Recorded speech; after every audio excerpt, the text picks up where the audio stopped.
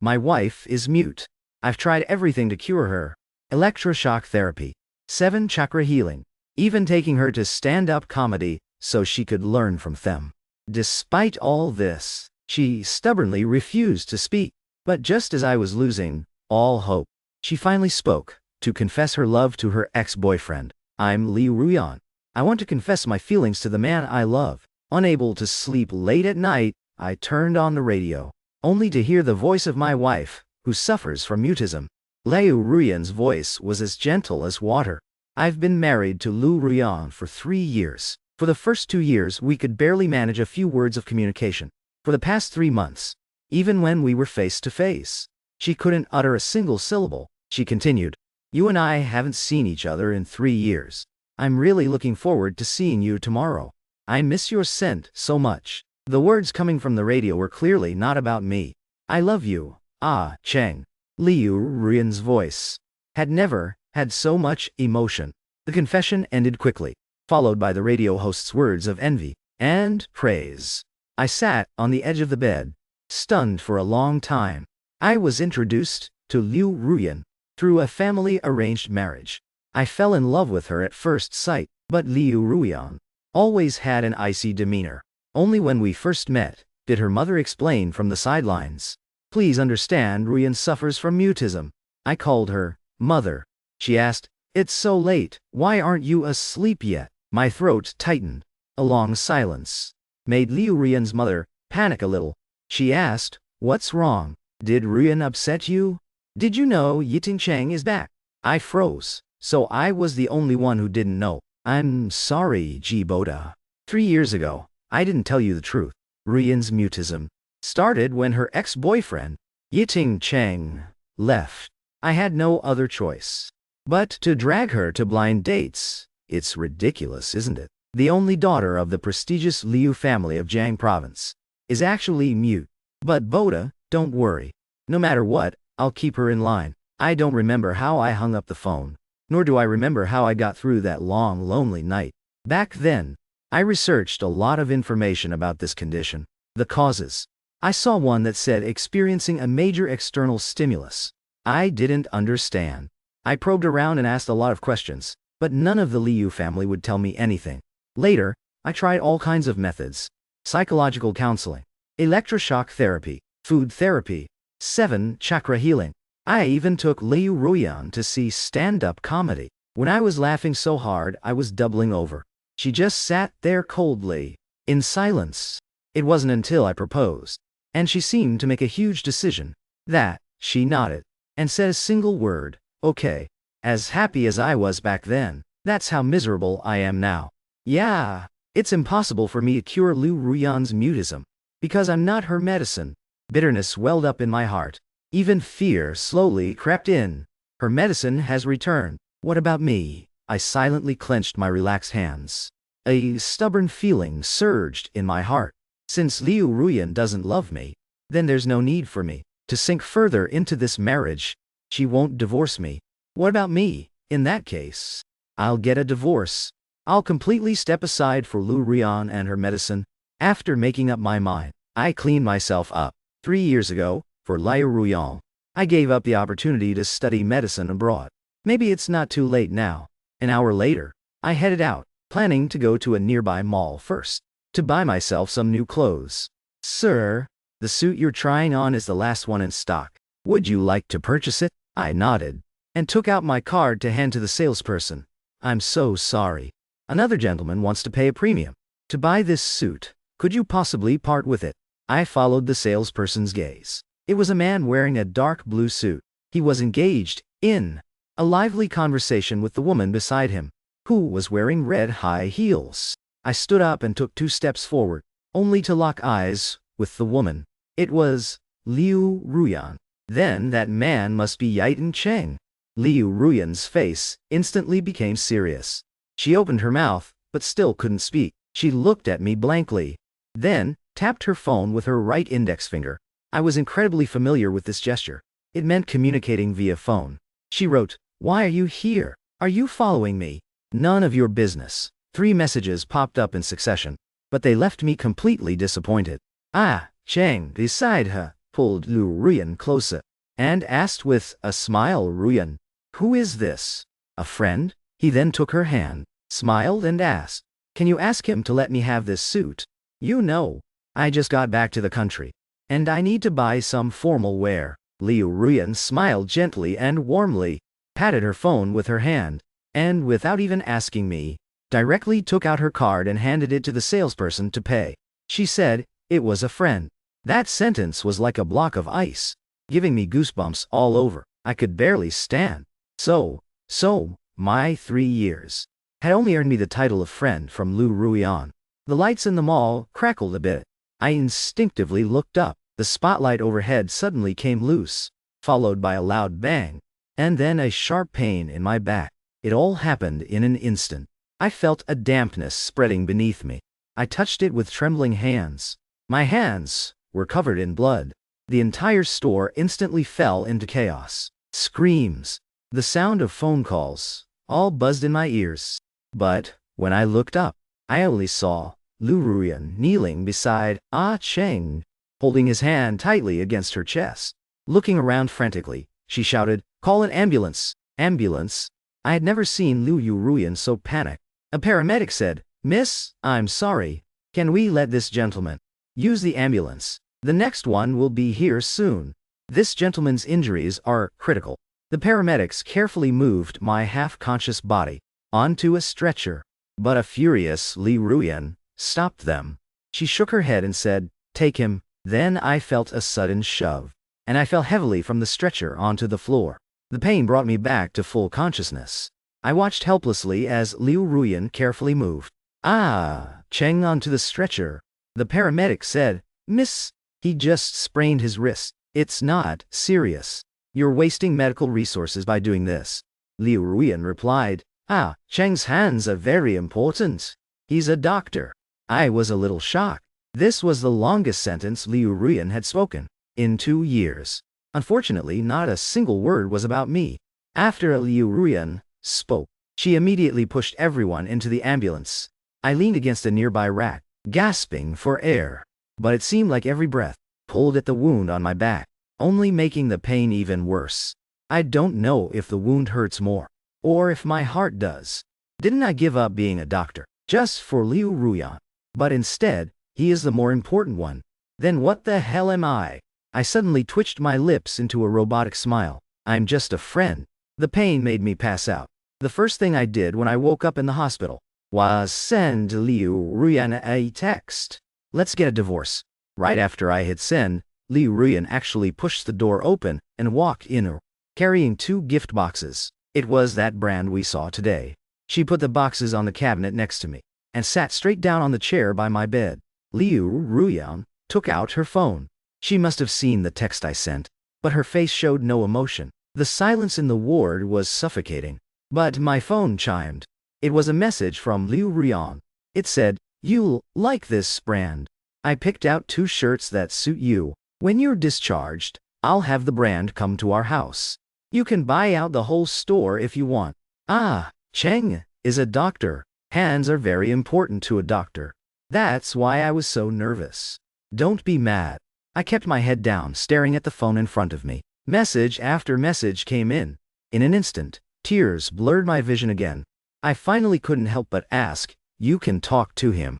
So why can't you talk to me? We're face to face, and you still have to text. Are you doing this on purpose? Is this the silent treatment? I looked up. I hadn't cried in a long time. But my face was already covered in tears. My voice choked up. Liu Ruyan's face remained as calm as water. I don't know how long we sat in silence. She just looked down again and typed, I'm sorry. I have mutism. Then, she took out a document from her pocket, handed it to me, and motioned for me to sign it. I took a look. It was the property transfer agreement for the house we live in. She wrote, this is compensation. A sudden, urgent ringtone rang out. Liu Ruyan's face tensed up. She quickly picked up her phone and answered. Her phone's soundproofing was very good. I couldn't hear who was on the other end, but the next second, Liu Ruyan immediately replied, I'll be right there. It was Cheng calling. I already knew the answer in my heart. I didn't hesitate anymore. I took out my phone and searched for the online court mini program. I filled out the petition step by step. Both parties' IDs, marriage certificate, and under proof of separation. I uploaded this property transfer agreement. I also selected refuse mediation. When I pressed the submit button, it felt like my heart let out a long sigh of relief. Countdown, 30 days, 3:00 p.m. at the real estate trading center. To transfer the property. Having stayed in the hospital for a week, I received a message from Liu Ruyan. For the past week, Liu Ruyan hadn't sent a single text or made a single call, nor had she come to visit. I was gradually getting used to being alone. I didn't show up until 3:30. But surprisingly, Liu Ruyan was already waiting in the lobby. She hates people being late more than anything. But right now, there wasn't a trace of impatience on her face. As soon as I arrived, a VIP counter staff member came up to greet us. Liu Ruyan even thoughtfully prepared a bouquet of flowers. Next to the white roses was a small velvet box. It looked like the newest watch. The staff member stepped forward to pull out a chair, but Liu Ruyan stopped him. She gestured that she would do it herself. This actually surprised me a bit. I hesitated for a moment and said, "There's really no need." A faint smile even appeared on Liu Ruyan's face. She squeezed my hand, seemingly using a lot of strength, and then squeezed out 2 words. "It's fine." A rare moment of gentleness and communication. The paperwork was done quickly. She wrote, "You go home first. I still have to work overtime." A strange feeling rose in my heart. Reaching its peak, I walked out the door, just got a cab, only to realize I'd forgotten the document folder. I had to go back to get it. I saw Liu Ruyan still standing in the lobby, holding an even bigger bouquet of roses than before, fiery red. Yiting Chang walked in through the front door. She immediately went to greet him. They hugged. Yiting Chang then effortlessly kissed her on the cheek. The guide said, "President Liu, this way to purchase the new property. Did you say you wanted to buy a manor-style estate after just transferring the apartment out of your name? You perfectly meet the purchase limit criteria. You can buy another one. Mr. Yi, watch your step." Liu Ruyan looped her arm through Yiting Chang's right arm. Both walked into the inner room with faces full of happiness. It was clearly July, but I had never felt so cold. So cold I couldn't even stand up. So cold that my back and forehead were covered in cold sweat. Turns out, I was the one being cut out. "Hello, Mr. Ji. Your wife, Miss Liu Ruyan, has not responded to the related requests of this lawsuit. We called her, it connected, but there was no response. We are processing it as a default agreement to the divorce request. Therefore, our court has processed your lawsuit request. Within 30 days of your submitted application, you have the option to revoke it. If you do not choose to revoke it, then your marriage will be dissolved." The court operator's voice was completely flat. This was probably just the simplest of the countless lawsuits they had to handle every day. I took a deep breath. Even with trembling hands, I replied, "Okay." I took a cab home. I silently looked around at everything. Then I started packing Liu Ruyan's things. I don't plan on moving out. Instead, I plan to clear out everything related to Liu Ruyan. "Are you Miss Liu's husband? There's a card for you." A knock on the door. It was the courier's voice. He just handed over an envelope. I shook my head and said, "I'm not Miss Liu's husband anymore." I took the card and suddenly spoke. The courier was taken aback and smiled awkwardly. I opened the envelope. Inside was a handwritten card. Looking at the handwriting, it was Liu Ruyan's. I opened it. Liu Ruyan's voice suddenly played from inside. "I miss you. I like you. I love you." Before I could even react, a hand with red nail polish instantly snatched the card right out of my hands. I stumbled and almost fell. I looked up. It was a dark-faced Liu Ruyan. The next second, my phone screen lit up. It was a message from her. It read, "Don't touch my things." Before I could respond, Liu Ruyan had already turned and headed downstairs. Liu Ruyan was going too far. I was furious.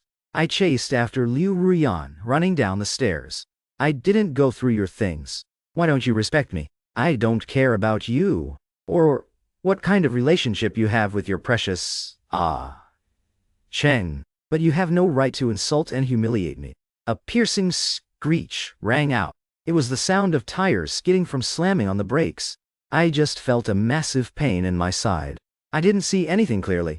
Before a car slammed heavily into my side, my whole body flew through the air. With a loud thud, I crashed hard onto the ground. I struggled to get up, only to see a sharp, sunglasses-wearing face magnifying in my vision. The shiny crocodile leather shoe he was wearing stepped right onto my right hand.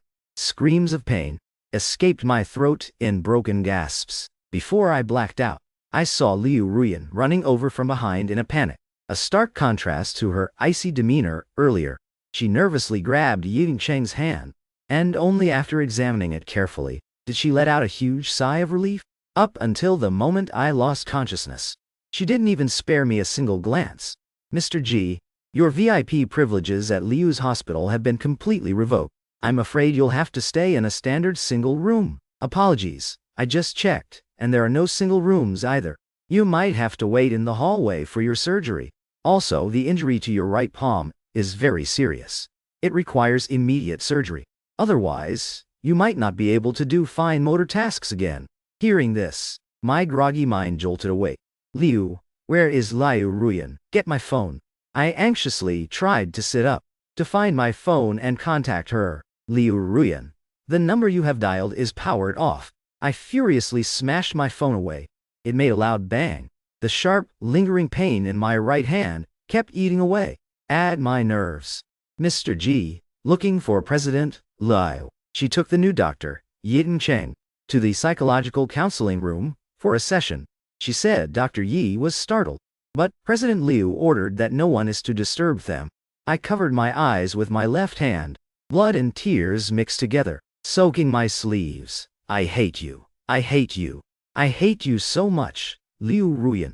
I lingered in the hallway on a pain pump all night. Before I was finally scheduled for surgery, I felt pain in both my body and soul. A pain so deep I was almost numb to it. The doctor said, I'm sorry, Mr. G, because your right hand has a comminuted fracture. Combined with the delay in getting to surgery, some of the muscle tissue has necrosed. You probably won't be able to lift heavy objects in the future. The doctor gave a sympathetic, awkward smile. He said, I know you also studied medicine. I'm afraid you won't be able to hold a scalpel anymore. Do you want to discuss this with Miss Liu? The Liu family has always been a titan in the medical field. If you seek treatment abroad, there might still be a chance. I shook my head, looking at my heavily bandaged right hand. Right now, I couldn't even bend it. I said, could you help me buy a new phone? I need to call the police. Before I even finished my sentence, the door was kicked open with a bang. It was Liu Ruyan. Her originally ugly, tense expression, upon seeing me covered in bandages and hooked up to an IV, slightly softened.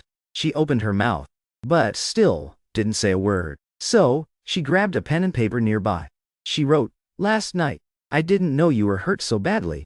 I'll contact foreign specialists for your right hand. I found it somewhat ridiculous.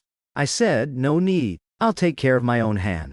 Liu Ruyan frowned slightly. She seemed dissatisfied with my reaction.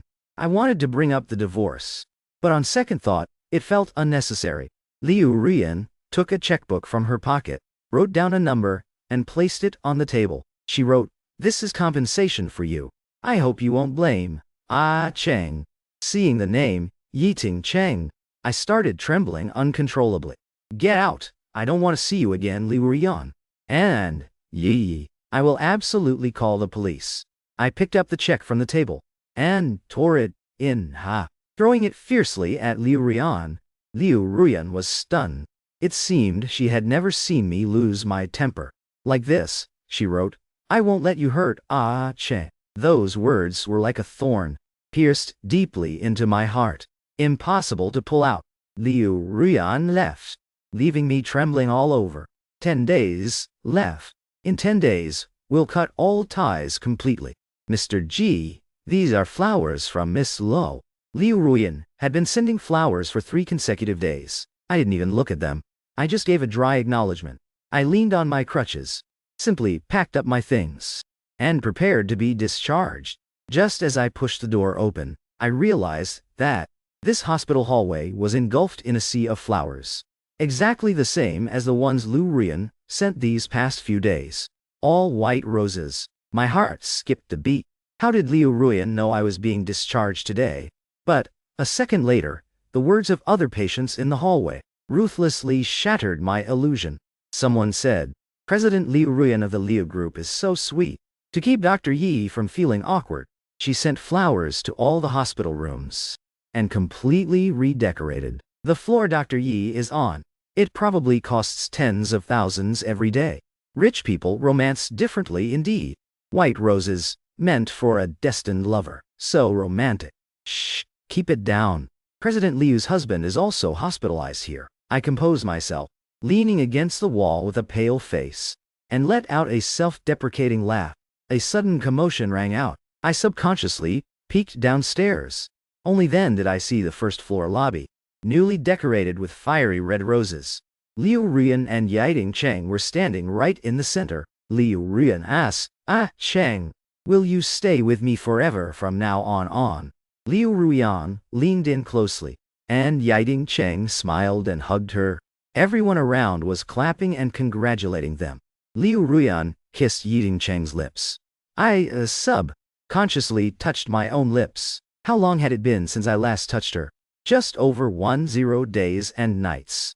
How could I have lost count? By my side, Liu Ruyan seemed to have not only mutism, but also severe misophobia. At this moment, I just felt like the world was a massive, absurd theatrical stage. My ex-wife, who suffers from mutism, publicly confessing to her ex-boyfriend, guess loving her too much was my biggest mistake. I wandered outside for a while, bought a new phone, filed a police report and gave a statement, and finalized the master's application plan for the fall with my study abroad agency. I also bought a ticket to the US for 10 days later. I planned to get treatment while studying. By the time I got home, it was already 7 p.m. I looked at the half-packed house, covered in a thick layer of dust. I knew Liu Ruyan hadn't been back since. After eating a little something, I continued clearing out my things. The door clicked open. It was actually Liu Ruyan. Liu Ruyan looked at what I was doing, her face returning to its usual coldness. She just felt I was a bit different today, but couldn't pinpoint exactly what it was. She didn't pause, just walked straight into the bedroom. A sound of rummaging through boxes and cabinets rang out. Then, she rushed out, taking the clothes of hers that I had neatly packed, and tossing the trivial items into a complete mess. I asked, "What are you doing?" I stepped forward but was pushed away by her hand. She shouted, "Where is the voice recorder?" It was Liu Ruyan's voice. It had been so long since Liu Ruyan had spoken to me. I replied, "What voice recorder? I didn't take it." I looked at the bandages on my right hand slowly oozing red. I was about to speak when another bout of rummaging sounded. I looked up. I had never seen Liu Ruyan look so frantic, sweating profusely from nervousness. Even the silk scarf around her neck was pulled loose. Her skirt was stained with dust. She yelled, "Where's the recorder?" Liu Ruyan stopped, glaring at me with a furious face. I was speechless. "I told you, I didn't see it." Liu Ruyan and I stared at each other. She seemed completely panicked. Her anger surged up. She clenched and unclenched her fists. Smash! She swept the nearby blue and white porcelain vase onto the floor. The porcelain pieces shattered all over the floor. "Where is my recorder?" Liu Ruyan took a few steps closer, still questioning non-stop. Her right hand was cut by the broken porcelain, blood dripping down. I had never seen Liu Ruyan act so crazy. I lost my patience and pushed her away, wanting to limp out of there. But the next second, a girl's voice played. "I am Liu Ruyan, 18 years old this year. I want to confess to Yiding Cheng. This year is our 2-year anniversary. I hope we can always be together. Cheng. We've been together for 3 years. My wish this year is still to be together forever. Cheng, why did you leave?" Cheng, I'm getting married." Liu Ruyan had crashed into a pile of junk with a clatter. From out of nowhere rolled a battered voice recorder, its red light blinking. It began playing its contents. These were Liu Ruyan's recordings for Yiding Cheng since she was a young girl. "Goodbye. Cheng. Hope to see you again. Goodbye, goodbye."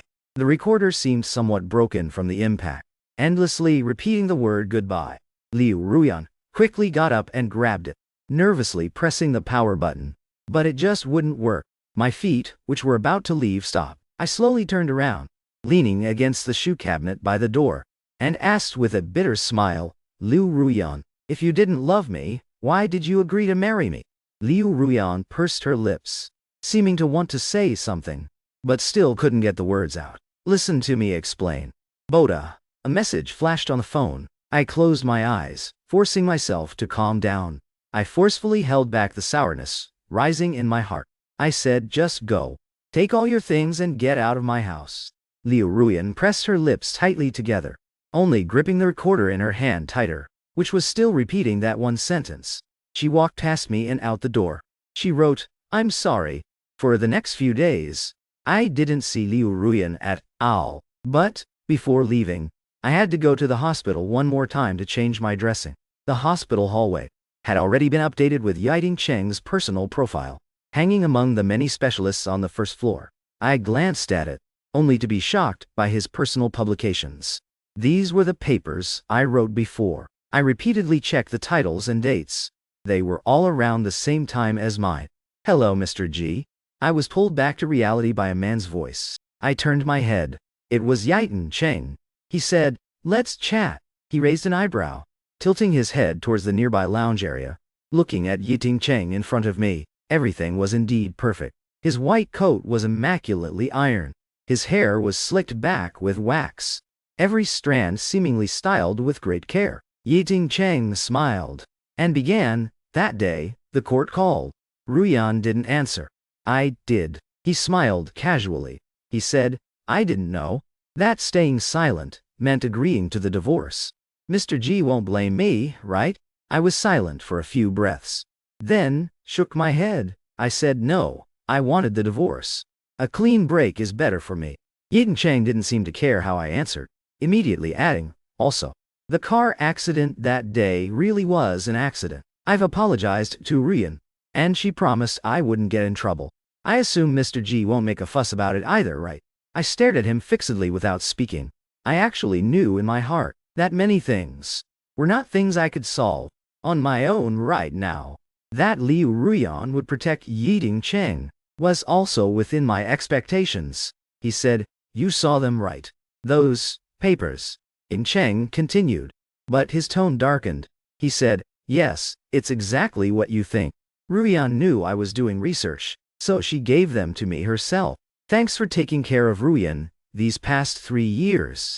I was doing research abroad, and I couldn't be with her all the time. I only found out later that my sudden departure caused her to develop mutism. Yiting Cheng rubbed his forehead, pretending to be distressed. But he immediately broke.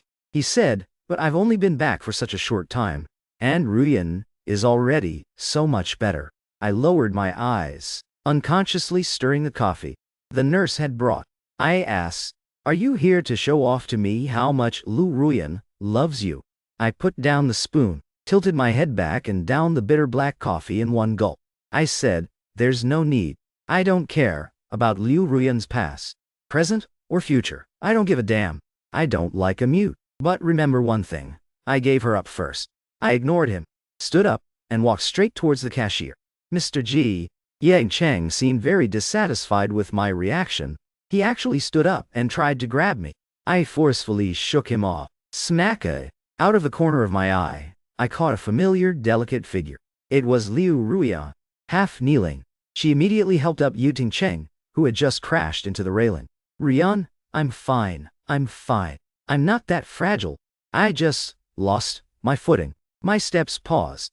Then, not wanting to deal with it, I strode forward, only to be slapped across the face by Liu Ruyan.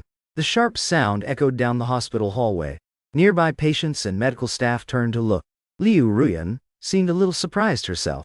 She looked at her own hand, but her expression returned to its coldness. She said, apologize, holding my throbbing right cheek. I couldn't help but want to laugh. Every time Liu Ruyan actually spoke to me, it was about Yiting Cheng. Just how was I inferior to Yiting Cheng? But that didn't matter anymore. Yiting Cheng said, Ruyan, how could you hit Mr. G? It's fine, Ruyan. I don't need Mr. G to apologize. Liu Ruyan wanted to insist, But Yiting Cheng smoothly put his arm around her shoulder. Liu Ruyan, this block of ice, started to melt again. I always used to think that as long as I was considerate enough, Liu Ruyan would eventually accept me. That, as long as I searched through all the medical texts, Liu Ruyan's mutism would eventually be cured. I had fantasized about so much. But the Liu Ruyan in reality never belonged to me. The flight to the US was at 4:00 p.m. I received a court verdict at noon. From this moment on, I was entirely free. At 1:00 p.m. at the cafe downstairs from her company. "Let's meet," was the message from Liu Ruyan. I thought about it and decided to go, carrying my luggage and holding the verdict. I arrived at the cafe early, from 1 o'clock to 1:30, and then from 1:30 to 2 o'clock. It was Liu Ruyan who initiated the meeting, yet she stood me up. I sent Liu Ruyan several messages, but they all went unanswered. Finally, just a brief 2-word reply. "I'm busy. Hello, is this Mr. G? I'm Liu Ruyan's assistant. She asked me to let you know that something suddenly came up and she can't get away, so she won't be able to make it to meet you." I didn't say a word. This was somewhat within my expectations. Liu Ruyan asked me to tell you. She has found an expert in England for you, bone and muscle specialist. She'll arrange for you to go there for treatment later. Also, she transferred another 20 million into your account to cover your living and medical expenses during this time. Holding the phone in one hand and my luggage in the other, I stood up. Before I could even say I don't need it, I looked up across the street and saw Liu Ruyan and Yiting Cheng. They were sitting at an outdoor cafe across the road, talking and laughing. Yiting Cheng looked down with a soft smile, and Liu Ruyan, looking blissfully happy, wanted to lean on his shoulder. The sunlight was beautiful today. The golden sun seemed to coat both of them in a layer of gold. It seemed Liu Ruyan hadn't been this happy in the past 3 years. I immediately stopped my wandering thoughts. "Mr. G, are you listening?" Her assistant was still talking on the other end of the line. I decisively pressed the red end call button. I paid my bill and quickly walked out. I walked straight up to Liu Ruyan and Yiting Cheng. I took the divorce verdict I'd been clutching the whole way and slapped it on their table. Instantly, juice and coffee splashed everywhere, spilling onto Yiting Cheng. My right hand was again grabbed by Liu Ruyan. She didn't even glance at the document. She paused for a few seconds. Liu Ruyan seemed to know that arguing with stubborn me was pointless. She immediately walked to the other side of the table. Using a napkin, she carefully wiped his shirt and trousers. She said, "Are you okay?" "Ah, Cheng." I stood there quietly for a moment, then took a cab to the airport. The announcement sounded over the intercom. "Passengers traveling to the United States, please proceed to boarding gate tone." A message from Liu Ruyan came through. "G Boda, I think you should apologize to Cheng." I didn't hesitate for a second. I directly clicked block and delete. I handed my ID, passport, and visa documents to the security personnel. He scanned them suspiciously and asked, "Just divorced today?" I checked my luggage, then looked up and smiled, replying, yeah, divorced." The AC on the plane was very strong. I asked the flight attendant for a complimentary cashmere blanket, wrapped myself up tightly, and fell into a deep sleep. I didn't even hear the takeoff announcement. There was only one thought in my mind. "Liu Ruyan." "Goodbye," the assistant said, "Miss Liu." The flight to England I had booked for Mr. G. Wang Si sighed, replied that he didn't board the flight. "And I can't reach Mr. G on my end either." Liu Ruyan sat at her desk, dealing with piles of paperwork. Recently, since Yiting Cheng returned to the scene, her efficiency had dropped significantly, causing dissatisfaction among many senior executives and shareholders. Since their unpleasant encounter last time, she and G Boda hadn't communicated for almost 10 days. Liu Ruyan knew G Boda wasn't willing to apologize. She also knew that recently she had been favoring Cheng too much, so she didn't bother him. Arranging for G Boda to get treatment in England also gave the three of them some space and distance. The assistant continued, "Also, the 20 million in living expenses you arranged to be transferred to Mr. G's account earlier was automatically returned by the bank." The bank replied that You and Mr. G are already divorced. He is no longer part of your family account, so do not support large transfers in the tens of millions. Hearing this, Nhi Recap froze. The hand holding her pen randomly drew a thick, heavy black line, tearing the paper in front of her. She clicked her tongue and typed a line on her phone. What divorce? The assistant standing in front of her was also taken aback. He said, the company, the legal department, received the divorce verdict about 10 days ago. They have already changed your personal information from married to divorced. Did you not know? Nhi Recap wrote. Bring the documents here. After a short wait, the assistant handed the court's divorce verdict to Nhi Recap. The verdict was very simple, just 2 pages long. Nhi Recap looked at the date at the very end. It was the day Ji Boda argued with her and left. She took out her phone and scrolled up and down, finally using the search bar to find Ji Boda's WeChat contact. She typed, when did you file for divorce? But the moment she sent it, a red exclamation mark appeared, along with a small line of text. The other party is not your friend. The assistant stood aside, watching Nhi Recap's expression change. Finally, looking at her phone, Nhi Recap wrote, find out where Ji Boda is right now. Nhi Recap sighed, feeling helpless. After giving her assistant the instructions, she buried her head back in her work. Recap, you promised you'd accompany me to socialize with the pharmaceutical reps today. Nhi Recap replied, I have to work overtime. Nhi Recap helplessly kissed Yitin Cheng's lips. Then she went back to reviewing contracts and stamping seals, making preparations for business negotiations.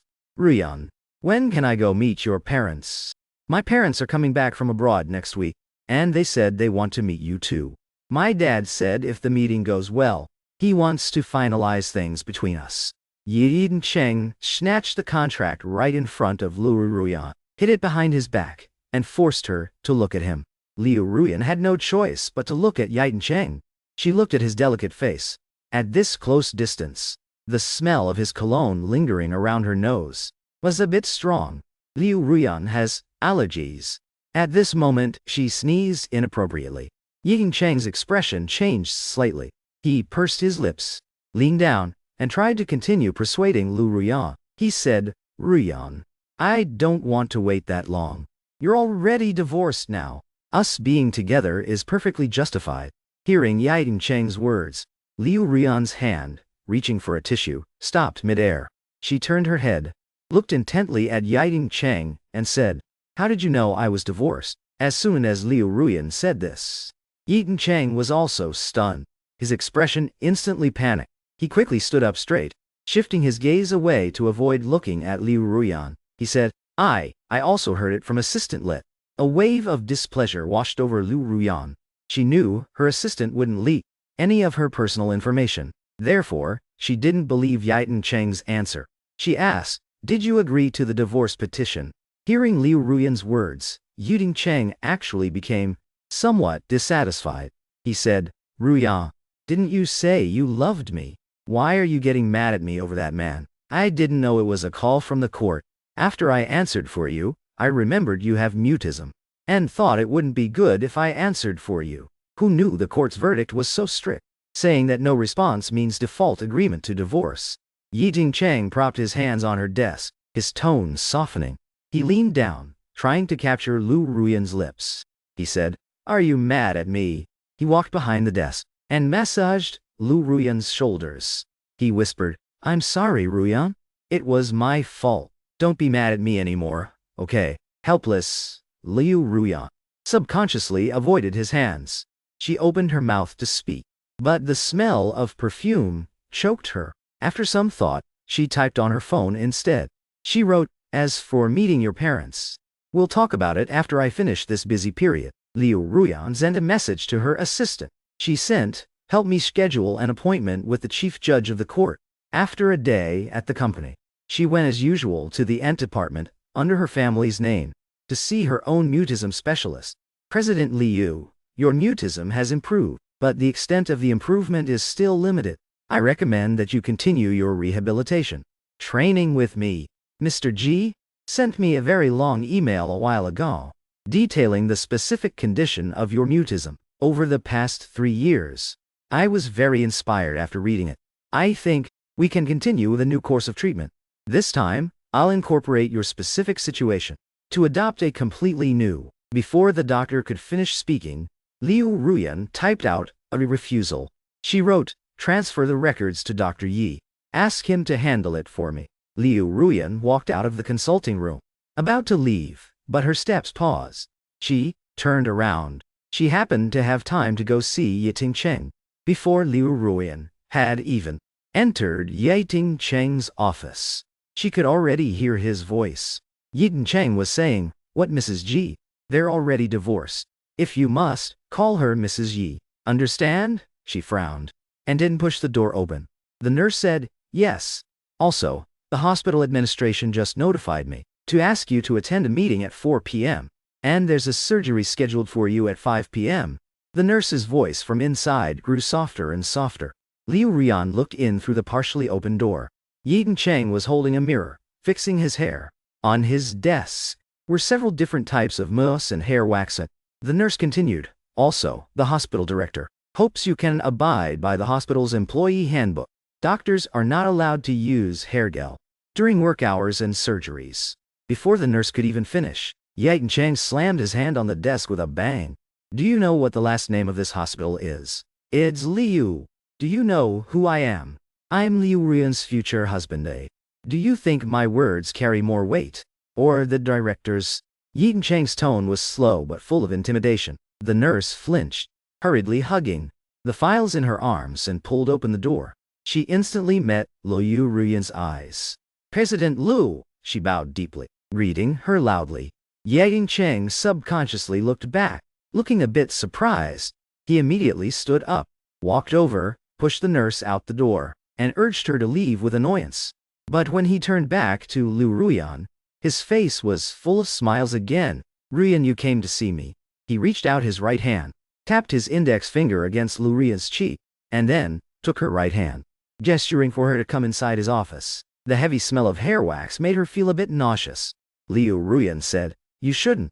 Liu Ruyan had barely started her sentence when Yiting Cheng pinned her against the door. He leaned in close and said, all right. I know I can't be too high profile." He tentatively lowered his head, trying to kiss Liu Ruyan's lips. But Liu Ruyan's lips were pressed tightly together. She only leaned back slightly. Their lips barely brushed against each other. This action made Yiting Cheng's body stiffen. Yiting Cheng frowned and said, "Do you hate me now? Then I'll go apologize to him." He made a show of getting up to leave. Liu Ruyan pulled his right hand back again. She said, "Next time." Yiting Cheng smiled and said, "I know, Ruyan, I won't." "Don't worry." Liu Ruyan held her breath, wanting to say something but couldn't get it out. She actually felt a tightness in her chest. So, she wrote, "My mutism records should have been sent over to you. Can you treat me for the next course?" "Yi now hall." Read the words. Liu Ruyan typed on her phone, a hint of impatience in his eyes. He said, "Mutism? Isn't it almost cured? Ruyan, as long as you spend more time with me and marry me, it'll naturally go away, won't it? There's absolutely no need for treatment." Yiting Cheng turned his head, took his passport out of the drawer, and showed it to Liu Ruyan. He said, "Let's go on a trip abroad next week, okay?" Liu Ruyan typed, "I still need another course of treatment." Yiting Cheng's impatience deepened after reading it, and he started losing his temper at her directly. "I said there's no need. I'm a medical graduate from a top university too. Why don't you believe me? Besides, since I came back, your mutism has gotten so much better, hasn't it? For this kind of psychological illness, you just need to go out and relax more. I don't want to work here anymore. It's so boring, every day." Looking at Yiting Cheng's back, Liu Ruyan somehow thought of Jiboda. "Jiboda, seed, for all your future treatments. I'll go with you, okay? I will definitely stay by your side until you're cured." Jiboda's smiling face appeared before her eyes. After a long silence, she could only suppress the displeasure in her heart, stand up, and hug Yiting Cheng's arms from behind to comfort him. "Rest, then." The words fell from Liu Ruyan's mouth, one by one. Liu Ruyan only felt an itch in her throat, an extreme tightness in her chest. The chief judge said, I'm sorry, Miss Liu. Our verdict has already been rendered and is in effect. This is public authority. It cannot be altered. I don't think there's any need for me to visit the corporation again. I still have many cases to handle. Liu Ruyan just opened her mouth to say something, but the heavy feeling from before was still there. She couldn't utter a single syllable. Seeing that she wasn't responding, the chief judge said goodbye and hung up the phone. She looked at the phone indicating the call had ended, momentarily unsure of how to react. She and Jiboda were really divorced. I slept for over 10 hours straight. It wasn't until the plane's landing announcement sounded that I slowly woke up. The AC on the plane was very strong, but the wool blanket wrapped around me provided a comfortable temperature. The plane will be landing shortly at Huazhou Airport in the US. Passengers, please prepare for landing. I sat up, turned on my phone, and connected to the plane's Wi-Fi. A series of urgent notification sounds rang out. I quickly muted my phone and apologized softly to the person sitting next to me. When I looked closely, there were missed calls from several unknown US numbers. On WeChat, there was also a small new friend request notification. Not a single message was related to Liu Ruyan. I imperceptibly let out a sigh of relief. It wasn't until the weightless feeling of the plane landing that I finally felt a sense of reality about my new life. Mr. G, are you planning to sell your luxury apartment for 25 million? I replied, yes. I need the money urgently. Help me sell it as soon as possible. A slightly lower price is fine too. I hung up the phone with a snap. I continued cleaning my new place in the US. Right now, the only thing connecting me to Liu Ruyan is that house she recently transferred to me. Liquidating it for cash seems like the right move. A week after cashing out, I will be enrolling in a famous medical school in Huazhou. To pursue a 4-year Master of Medicine degree, my focus will still be what I excel at: psychological health and cardiothoracic medicine. The person who proactively added me today is a teacher from the university's freshman orientation office. She is a female teacher of mixed Chinese and American descent, whose Chinese name is Shen Yuchu. After adding her as a friend, I simply exchanged greetings with her. She also sent me the school's course schedule, accommodation arrangements, and other important notices. As for the treatment for my right hand, she also brought new good news. The medical school's affiliated hospital. The hospital will offer me their best employee discount and the most advanced treatment available. She also told me about a case even more severe than mine that fully recovered in just 6 months. My hand should be back to normal in 2 to 4 months. Everything was finally moving forward smoothly, just as I expected. Liu Ruyan didn't try to contact me again. She's always been naturally aloof and arrogant. At first, she probably thought I was just throwing a tantrum or giving her the silent treatment, but now that she knows the truth, we have absolutely no reason left to speak to each other. The weather in the US is great. Sunlight streamed through the clean glass windows, illuminating the room so clearly I could see every speck of dust. I found myself humming a tune unconsciously. Then, Shen Yuchu called me. Gee, we looked into it. The undergraduate thesis you submitted has already been published under the name Yi Chang from a medical school in Manchester. Did you know about this? Everything clicked into place instantly. Yes, I replied. My ex-wife gave my thesis to him, but I have all my outlines and drafts. I conducted every interview and site visit myself. I have all the evidence to prove it. Shen Yuchu let out a soft laugh. That's perfect then, she said. Email those documents to me. The school will file an academic misconduct arbitration for you. It should take about 10 business days to get your academic credits and work back. I thanked her repeatedly. As soon as I hung up, I started prepping the files, even though my hand throbbed so much that I had to stop every few minutes. I was genuinely happy. Maybe leaving Liu Ruyan was the best decision I've made in 3 years. Meanwhile, Liu Ruyan was running herself ragged. 2 weeks later, on a flight to Thailand, her heart suddenly stopped. Yiting Cheng was sitting right next to her, in business class, totally absorbed in a movie. Liu Ruyan felt a suffocating pressure spread from her chest to her entire body. It felt like a massive boulder was wedged in her throat. She used every last bit of strength to try and reach Yiting Cheng, but her hand just limply fell. even though Yiting Cheng wasn't wearing headphones. He didn't notice Liu Ruyan passing out beside him. In that moment her despair was even more agonizing than the physical pain, as her eyes were forced shut. Flashbacks of her life with Jiboda played in her mind. Jiboda always kept the house spotless. Jiboda cooked nutritious meals for her every single day. Jiboda planned her workouts and managed her schedule perfectly. He even helped her solve work problems. As she slipped away, she couldn't even manage a bitter smile. It was pathetic. The billionaire heiress of the Liu family had survived on takeout for the past 2 weeks. Then, everything went black. When she finally saw light again, she didn't feel any joy at being alive. Her condition is critical, someone said. Initial diagnosis is cardiac arrest due to exhaustion. But given her history, it could be a complication of her mutism. It's a miracle she's back. If the flight attendant hadn't noticed immediately, she would have been brain dead. Liu Ruyan's mind was still foggy. She tried to move her fingers, but couldn't. Strangely, she didn't feel any pain. Part of her felt tired and just wanted to let go. But her heart felt hollow and incredibly bitter. She still hadn't heard Yiting Cheng's voice. "Mr. Yiting," someone asked, "are you her family?" Silence. She waited, but no answer came. The person continued, "She needs constant care. The next 3 days are critical. Someone must be with her every second. To prevent another incident, if she stabilizes in 3 days, it's best to charter a flight back home." Then, she finally heard Yiting Cheng's impatient voice. 3 days, but I already booked a day trip to the islands for today." Even the doctor sighed. "Mr. Yiting, this is a life or death situation.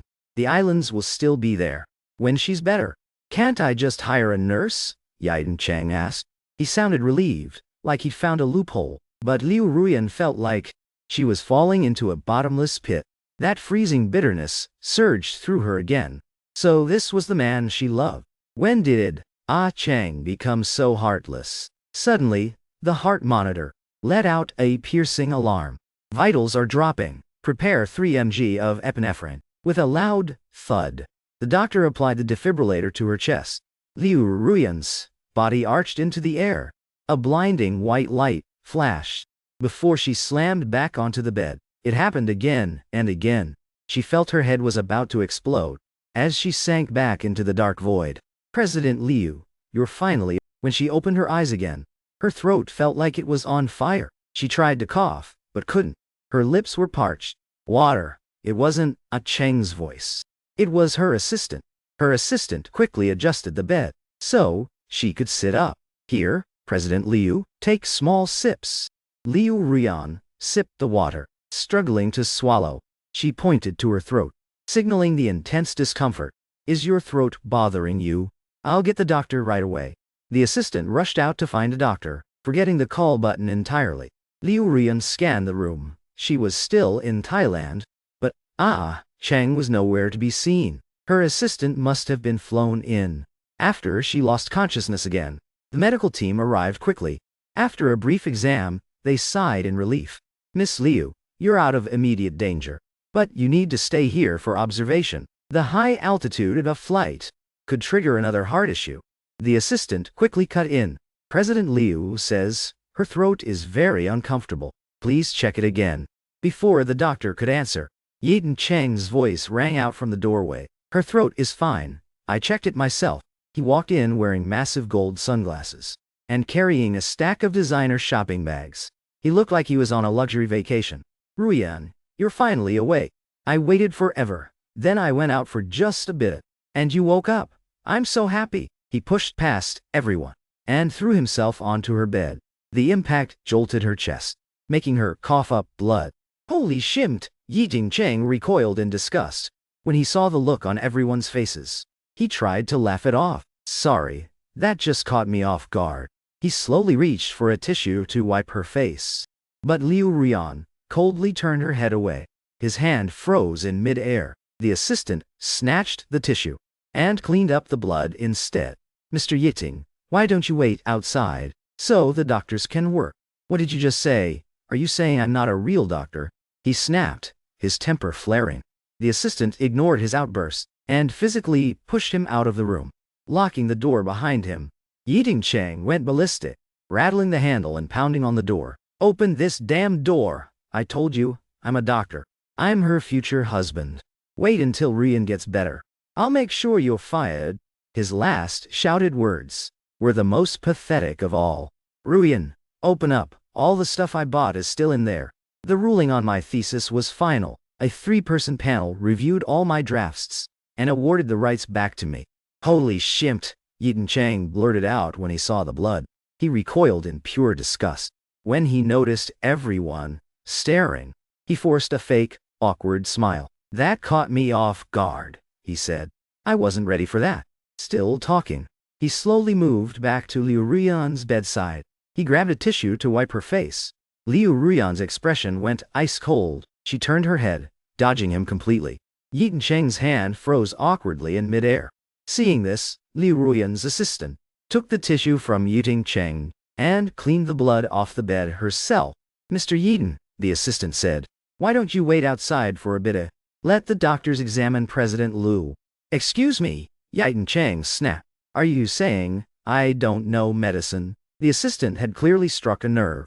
His anger flared instantly, but the assistant just physically blocked him and pushed him right out the door. Then she locked it from the inside. Yeaton Cheng wouldn't let it go, though. He frantically rattled the door handle. When that didn't work, he started pounding on the door. "Who the hell do you think you are to keep me out? I told you I'm a doctor too. I should be in there. I'm Liu Ruyan's future husband. You're nothing. Just wait. When Ruyan recovers, I'll make sure she fires you. Ruyan, open the door. Let me in." His last line made everyone laugh. "The stuff I bought is still in there." The decision on my thesis ownership was quick. The hearing was scheduled for 3 days later.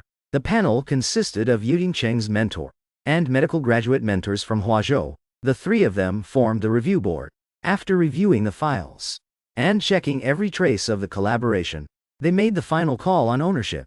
That day, I dressed up in a sharp, dark gray suit, a white standing collar shirt underneath, a matching gray blazer, and some tailored cropped trousers, paired with some clean coffee-colored leather shoes. I looked at myself in the mirror. Something felt missing, though. I went straight to a Mont Blanc counter to pick out a lapel pin and a watch set. "You have great taste, sir." The clerk didn't hold back on the praise. I just smiled and said thanks. When I arrived, Shen Yuchu was actually there before me. Even after a while, once the mentors arrived, Yeaton Cheng was still a no-show. The staff member announced to the mentors, "The phone number provided by Mr. Yeaton Cheng has been unreachable." Prior to this, we sent out formal paper documents to invite his attendance, but we received no response. Per regulations, the hearing will now officially begin. After explaining the situation, the staff motioned for the others to present the prepped files. This included the paper, my original research logs, citation records, and so on. Since Yeaton Cheng didn't provide anything, the staff gathered everything from his time as a student, class assignments, other papers, etc., as a backup. The result was quick and left no room for doubt.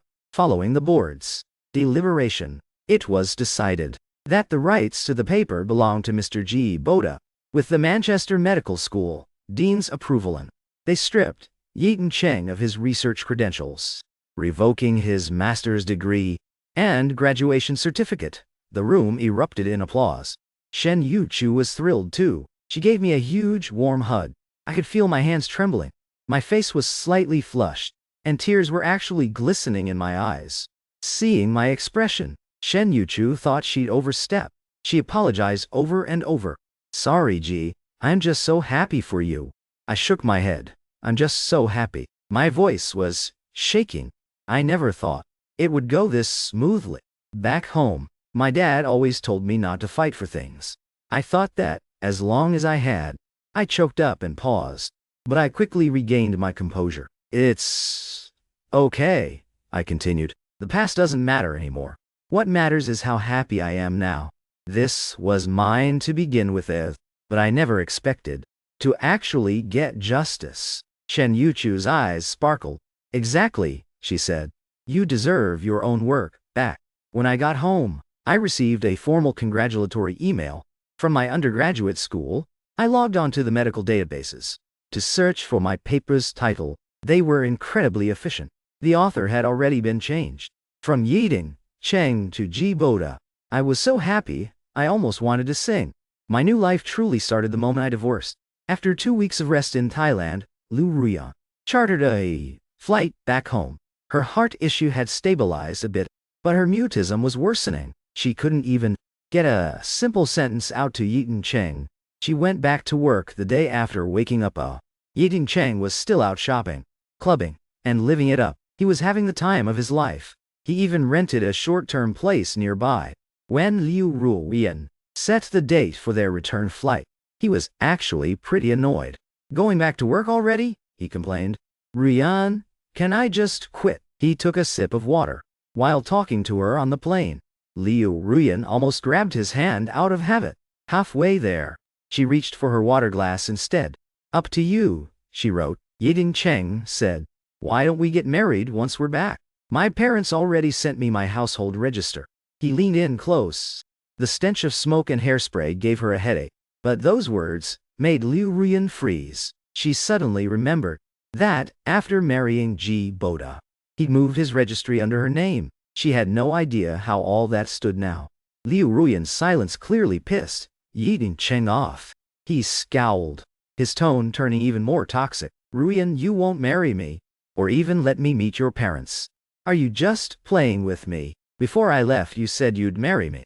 Now I'm back and you're single. You're not reacting to the marriage talk at all. Are you still hung up on that? Ji Boda? You miss him now that he's gone." That actually woke Liu Ruyan.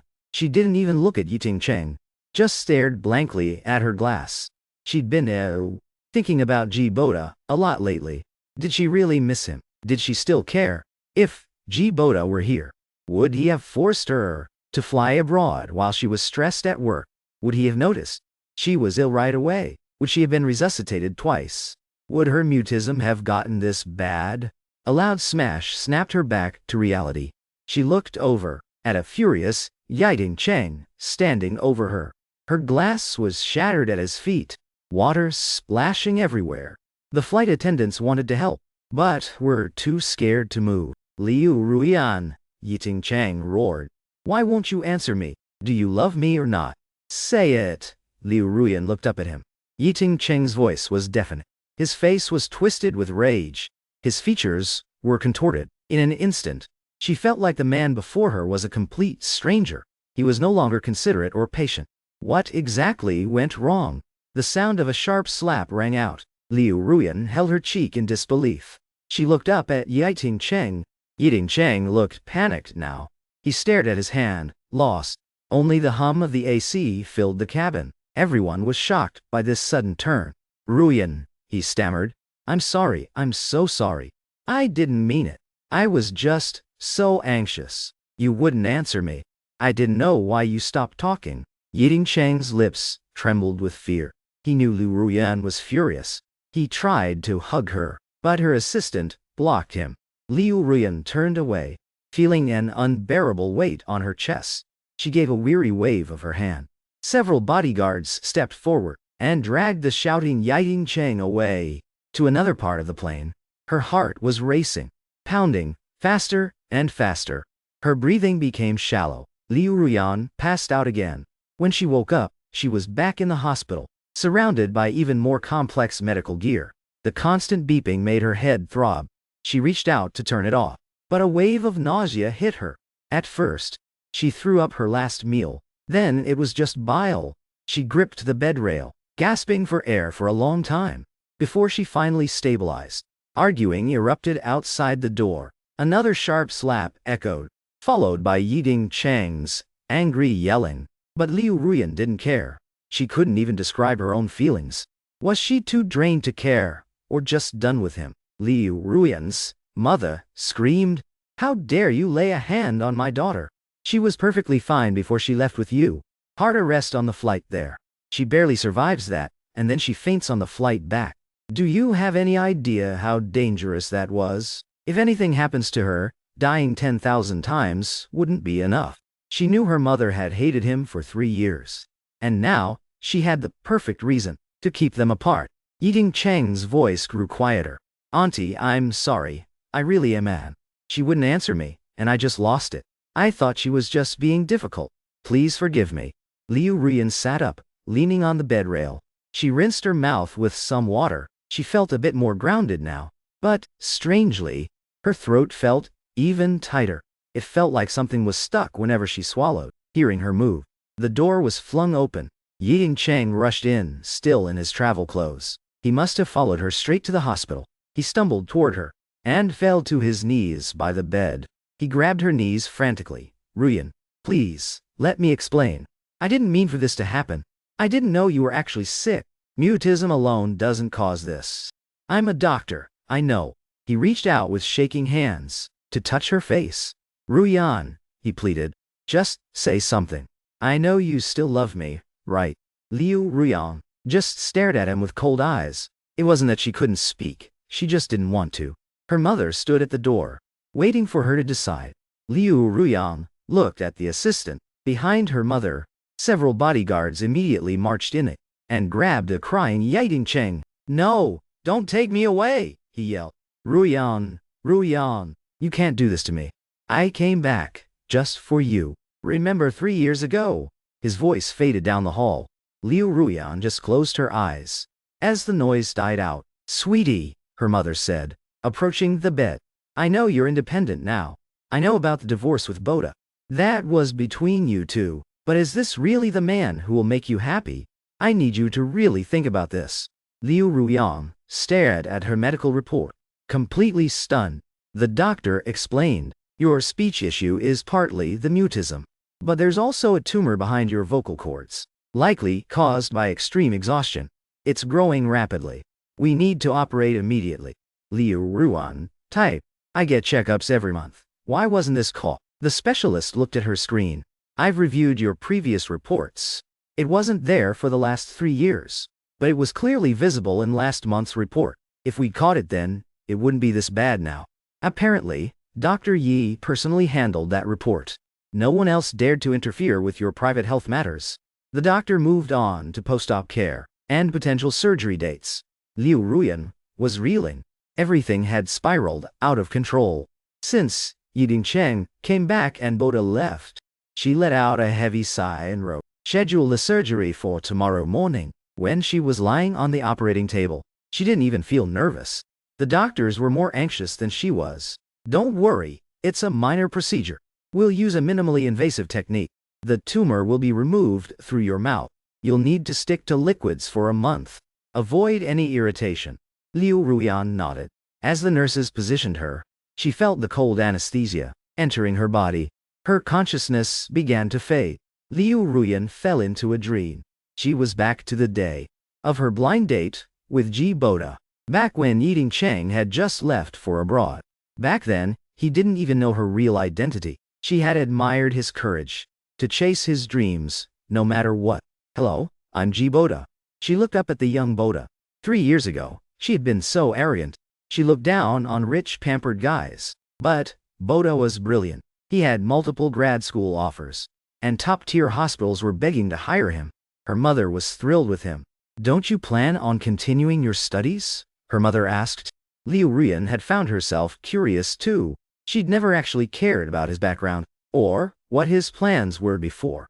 My plans? Boda replied. He looked directly into her eyes. I choose Ruyan. Giving up one thing for another is normal. Right now, I want to try choosing her. Liu Ruyan's eyes snapped open. She tried to sit up, but was held down. More anesthesia. Why is she waking up? The doctor's voice was frantic. Her eyes welled with tears.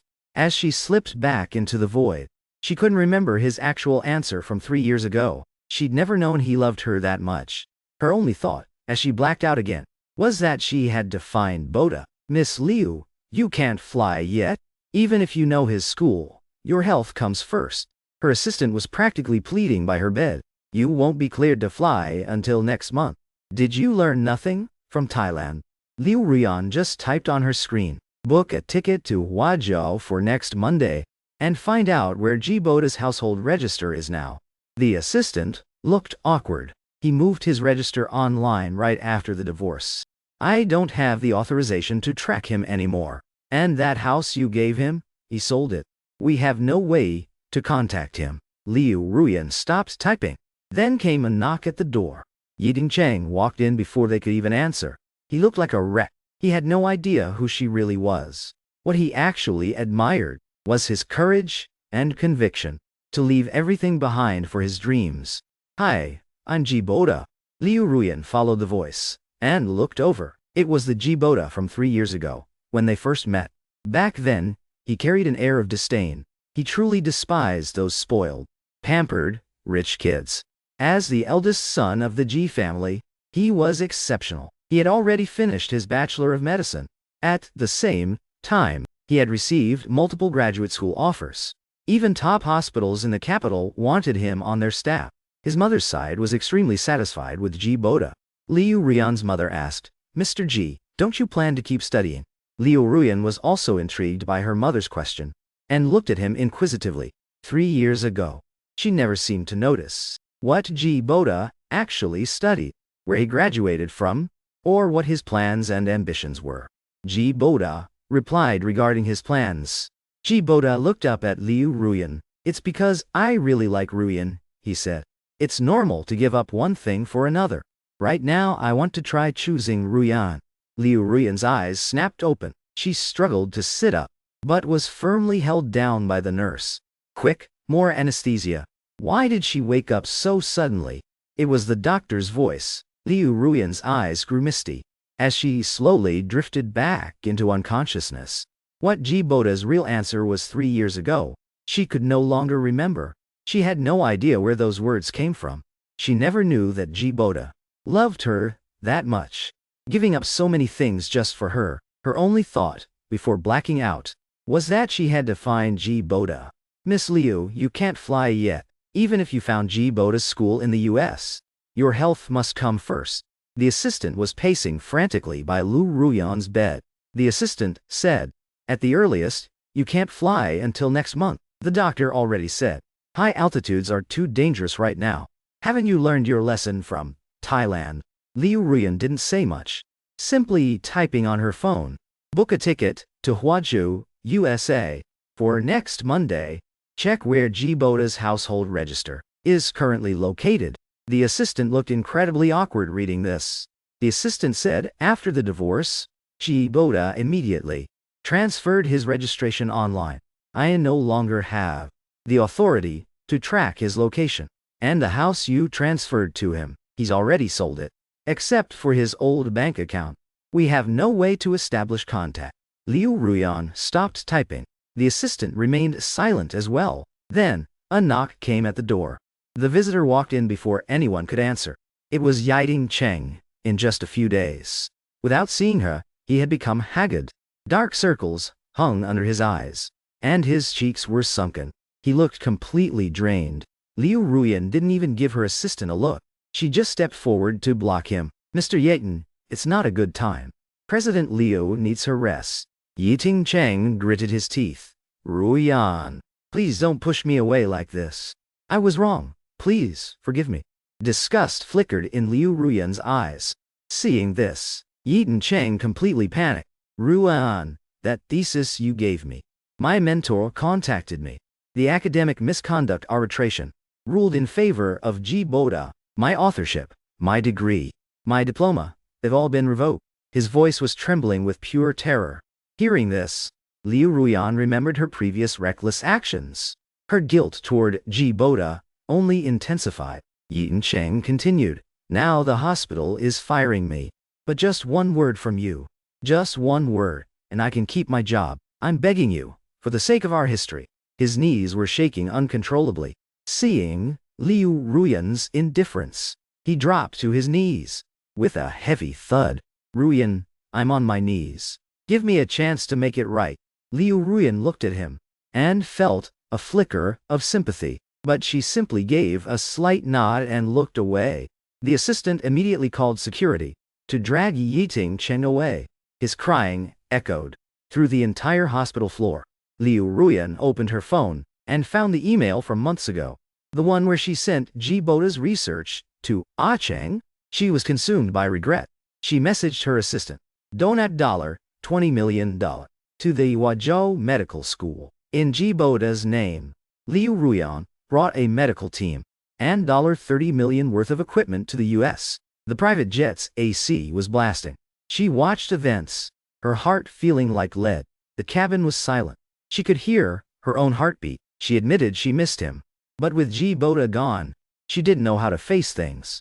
She was blocked on everything. The divorce papers were still in her bag. She had no confidence in reaching out, so she just kept sending compensation, hoping he'd change his mind about her. The flight felt like an eternity. She tossed and turned in her wide first-class seat, unable to sleep. The doctors checked her every hour to monitor her vitals. Finally, they landed in a rainy Huazhou, surrounded by bodyguards. She went through the VIP terminal to her van. The assistant said, "President Liu, let's head to the hotel first. The donations and equipment for Jibota's school have been processed. The new gear from the flight is being delivered now. Don't worry." The assistant showed her the transfer receipts on an iPad. Liu Ruyan pushed the tablet away and adjusted her hair. "Skip the hotel," she typed. "Go straight to the school. Call the dean and say, I'm coming." The assistant hesitated. "Should I ask the dean to notify Mr. G to be there?" Liu Ruyan fell silent. "Ask the dean to arrange a private meeting between us." The drive was only 30 minutes, but her hands were sweating with nerves. She wasn't sure if he was playing hard to get, or if he truly felt nothing for her. She closed her eyes, but the tightness in her throat remained. The dean was waiting for them in the rain.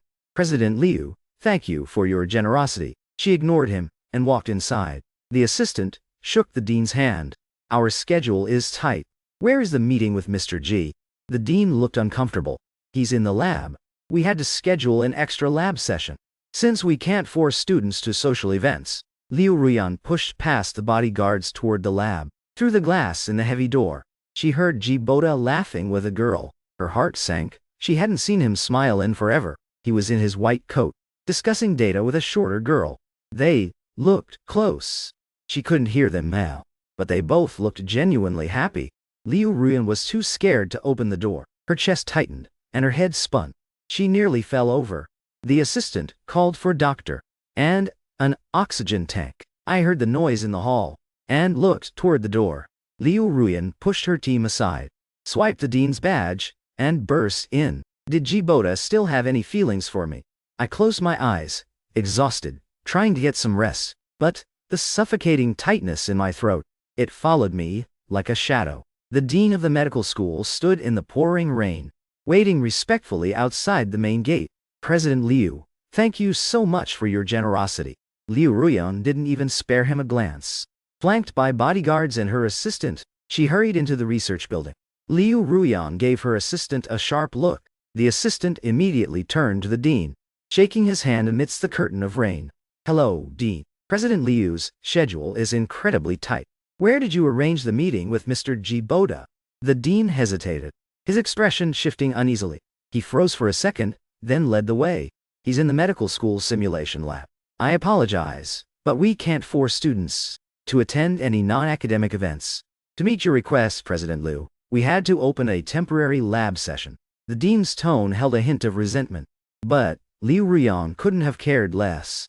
She pushed past her guards, heading straight for the lab. The lab door was thick and heavy, impossible to just push open, but it had a large glass viewing panel. Just as Liu Ruyan signaled for the ID scan, she heard sounds of laughter from inside. It was Jibota and a girl I didn't know, talking and joking together. A wave of panic hit Liu Ruyan. She thought back. It had been so long since she'd seen Jibota smile like that. Through the glass, she saw him in a white coat doing an experiment. The girl beside him was a head shorter. They seemed to be debating lab data, totally lost in their own world. The conversation looked incredibly intimate. Liu Ruyan couldn't hear their specific words. The soundproofing was too good. She only caught bursts of laughter. But, from her angle, Jibota's smile was beaming.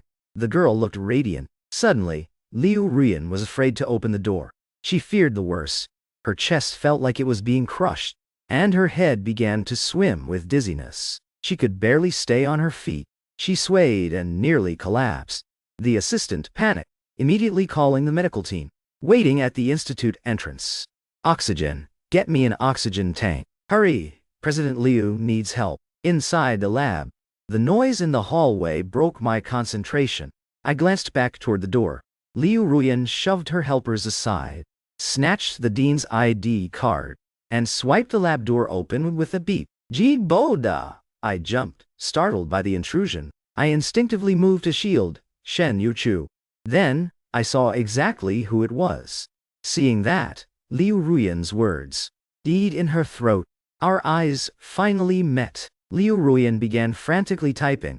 Who is she? She demanded on screen. Did you divorce me for her? She waved off the medical team and refused to go to the lounge. She just wanted Shen Yuchu out. Now, as the heavy lab door clicked shut, it was just Liu Ruyan and me. I didn't even want to look at her. I turned back to my microscope. Her temper flared. With a violent sweep, she sent my tools and samples crashing to the floor. I stared at her, stunned and then silent. I just let my hands drop and slowly knelt down to pick up the ruined samples. I picked up my microscope, setting it back on the bench. The lens was shattered. The equipment I babied every day was completely trashed. Liu Ruyan wasn't finished. She grabbed my right hand, pulling me around to face her. Answer me, she typed furiously. The screen was blinding. Irritation surged through me. I shoved her away. Liu Ruyan, I said coldly, I'm not mute, and neither are you. Your medicine is back in China. It's Yiting Cheng. I've already stepped out of the way for you two. Stop bothering me. I felt my anger peaking. That paper was mine. I took it back myself. You have no right to interfere. Did you think your power could control everything? If Yiting Cheng wants a career, tell him to write his own damn papers. I am not his stepping stone. I was shaking, my chest heaving.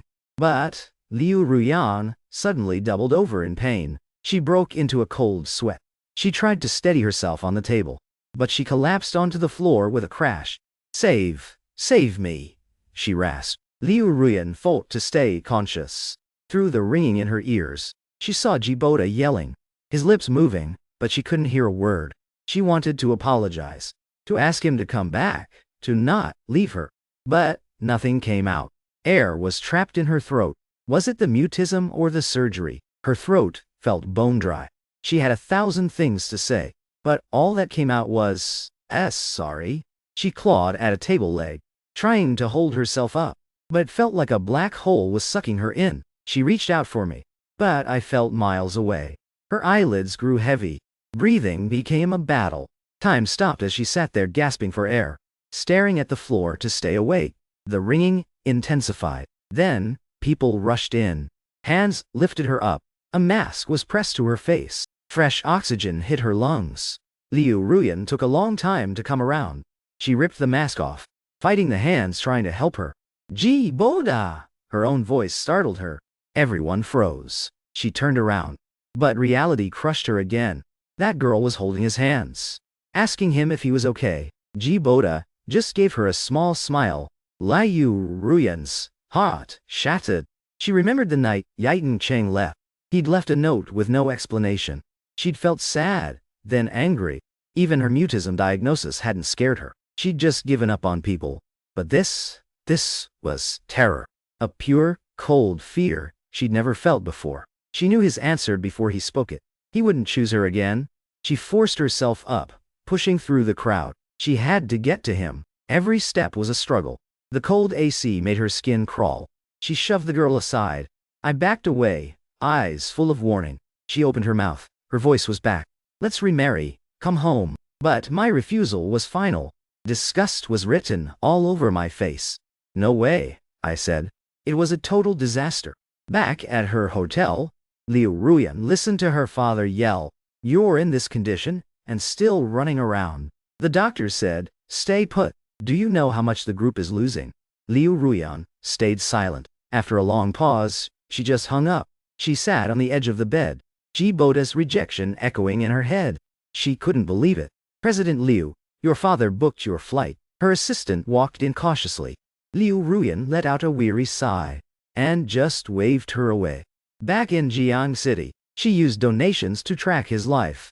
She didn't have the guts to call him. 6 months passed. Yiting Cheng was still at her hospital, but he'd been stripped of his credentials. He was just an assistant now. A fear she had never felt before completely consumed Liu Ruyan. She had no idea what Jiboda had just said to her. But deep down, she already knew the answer. He wasn't going to choose her again. Liu Ruyan gritted her teeth and struggled through the crowd, trying to get to me one more time, even though it was only a few steps. She was drenched in a cold sweat. The blast from the AC sent instant goosebumps across her skin. Liu Ruyan shoved past the girl standing in front of me. I instinctively took a few steps back, my eyes full of wariness. She opened her mouth, and her voice finally returned. "Let's remarry and go home," she pleaded. But my refusal was absolute. The coldness in my eyes cut deep. My expression was nothing but pure disgust. "I said no," I replied. The confrontation ended in total disaster. Back at her hotel, Liu Ruyan sat silently as her father yelled over the phone, "You're in that state, and you're still running all over the world. I don't blame you for being sick, but the doctor specifically said you can't travel. Do you have any idea how much work is piling up? Do you know how much the group lost while you were unconscious?" Liu Ruyan listened without saying a word. After a long silence, she simply hung up the phone. She stared at the wall for a long time. Jiboda's words kept looping in her head. "I refuse." She couldn't bring herself to believe it. "President Liu, your father booked your flight home for this afternoon." Her assistant carefully entered the room to update her.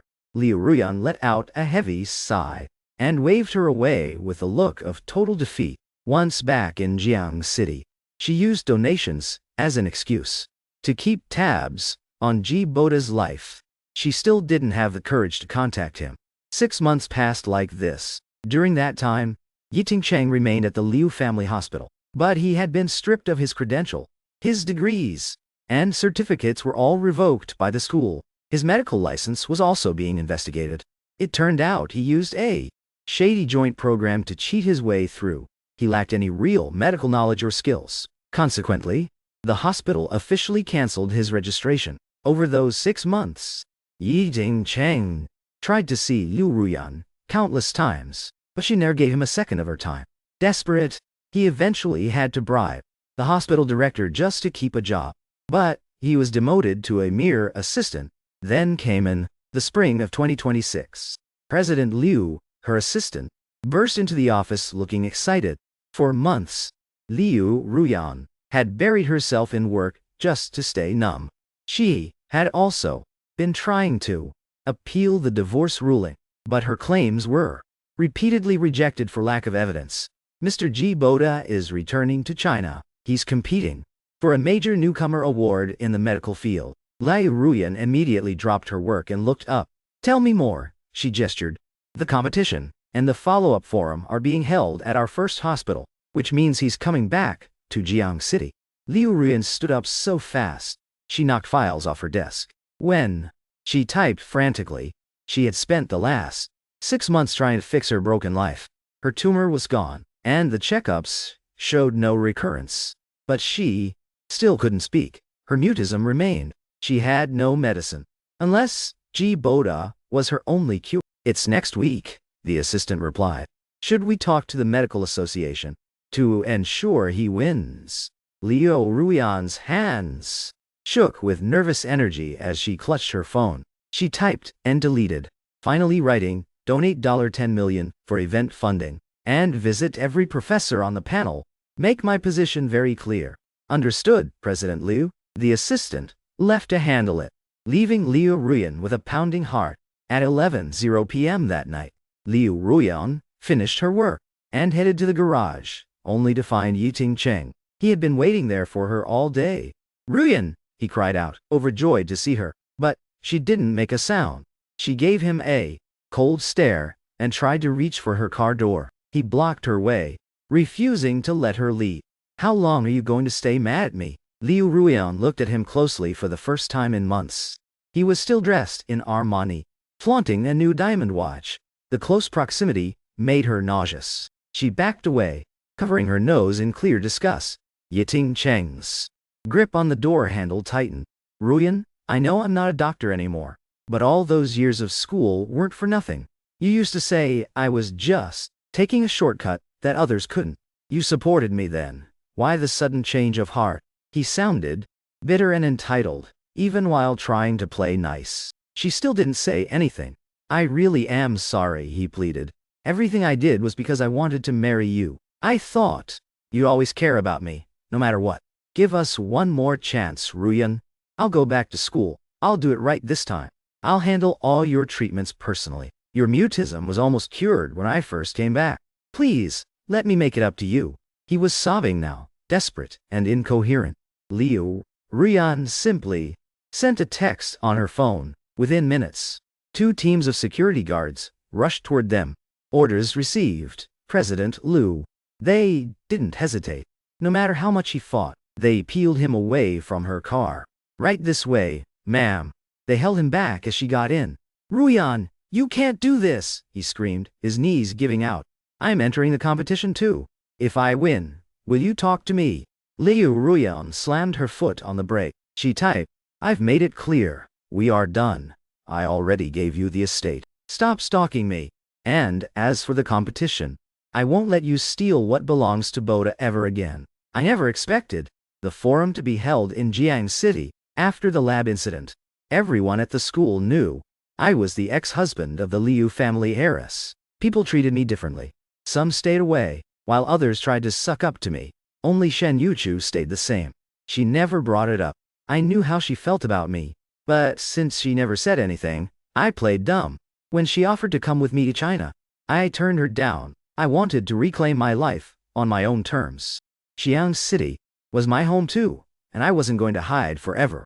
The competition was split into theory and a practical lab. The day before, the hospital director invited me to dinner. I expected a quiet chat, but every medical titan in the city was there. They were all discussing throat tumors in great detail.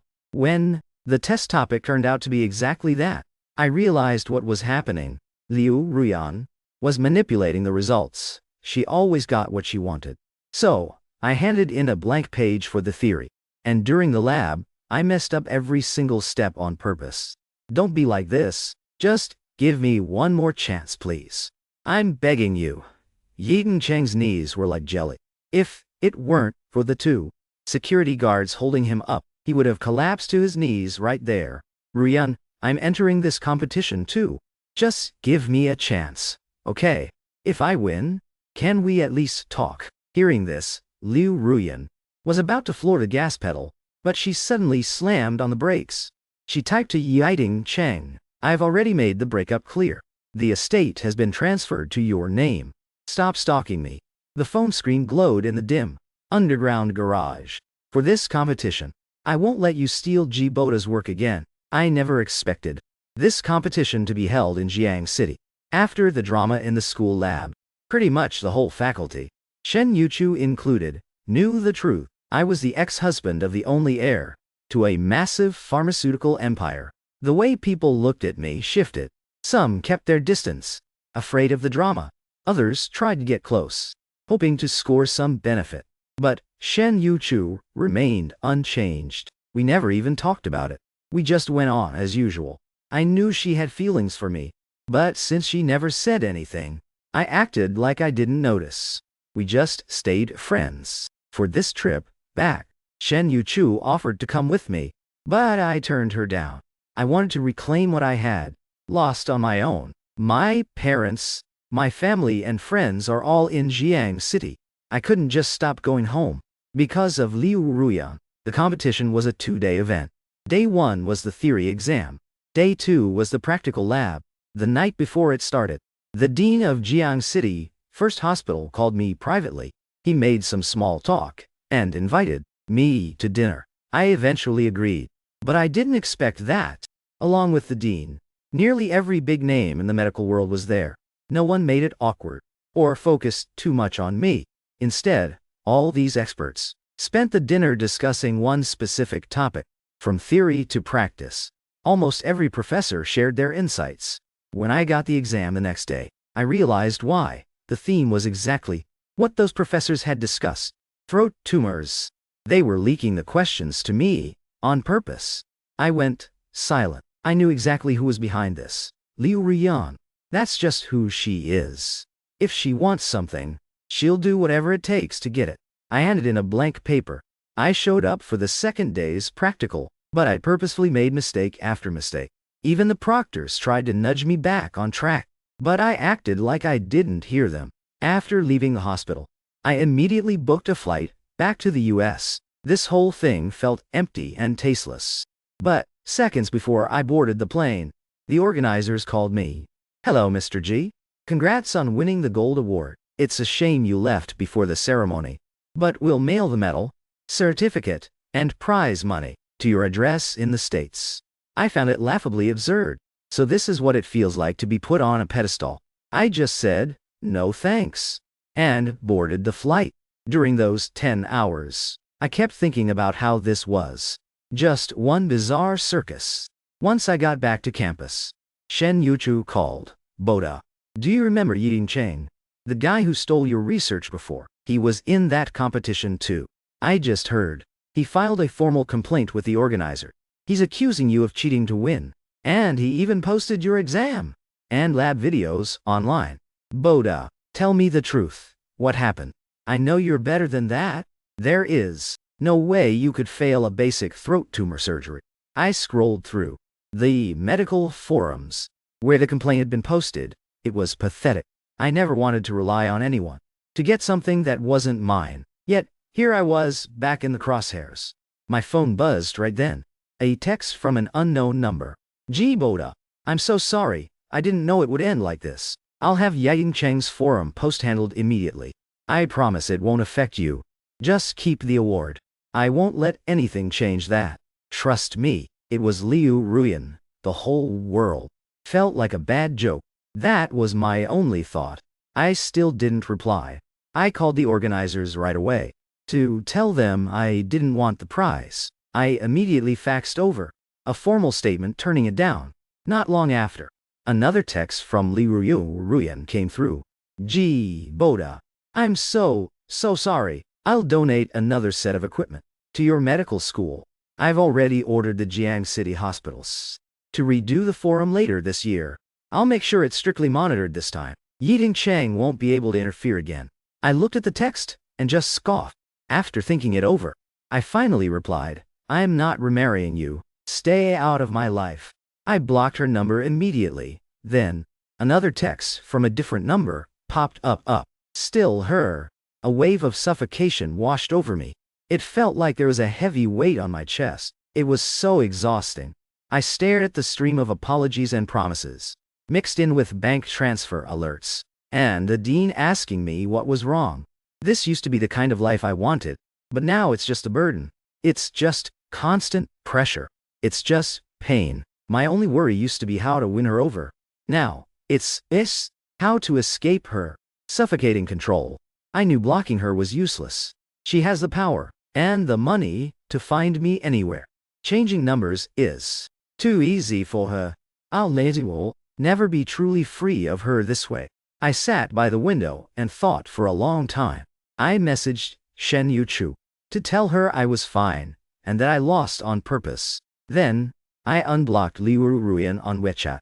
"Book me a flight from the US back to Jiang City." I typed, "We need to settle this face to face." She took her time replying. I waited for several minutes, watching the typing status flicker on and off. Finally, she just said, "Okay." Next was a screenshot showing she chartered a private jet for me. I didn't overthink it. I just wanted to make things clear. My plan for the future is set. Finish my studies and become a doctor, whether that's in Jiang City, the States, or anywhere else. There's so much I want to do, so much I haven't seen. I'm not wasting another second on a woman who is already in my past. I'm finally over Liu Ruyan, graduate, and become a doctor, whether I go back to Jiang City or stay in the US, or anywhere else for that matter. I have too many things I haven't done, and too many sights I haven't seen. There's no way I'm wasting any more of my energy on a woman who is already in my past. Even if I did love her once, right now, I feel absolutely no attachment or care for Liu Ruyan. Liu Ruyan was already waiting at the airport early on. Her assistant told her that Yi Chang had used some shady methods to get hold of Boda's exam paper and practical video from the competition. He even published them all on a highly authoritative medical forum. When she heard this, she felt all the blood in her body rush straight to her head. Even the hand holding her phone wouldn't stop shaking. What should she do? What could she do? It seemed like she had screwed things up yet again. Regardless of why Boda handed in a blank paper or intentionally threw away the award. Maybe he was just doing it to spite her. Or maybe Liu Ruyan just couldn't figure out why.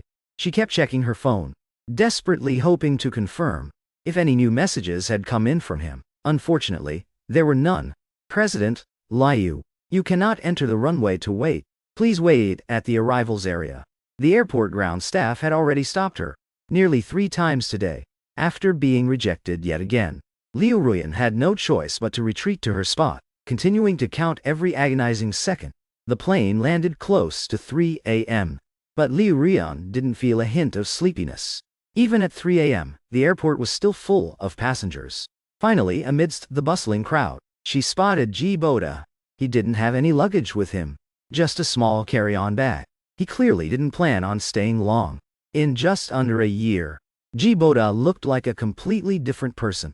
He used to always look drained and pale, but now, even wearing the simplest casual clothes, he looked radiant and full of life. I looked up and saw Liu Ruyan too, but at that moment, she didn't dare to approach. She stiffly raised her hand and forced the corners of her mouth into a weak smile. She mouthed the words, "Long time no see."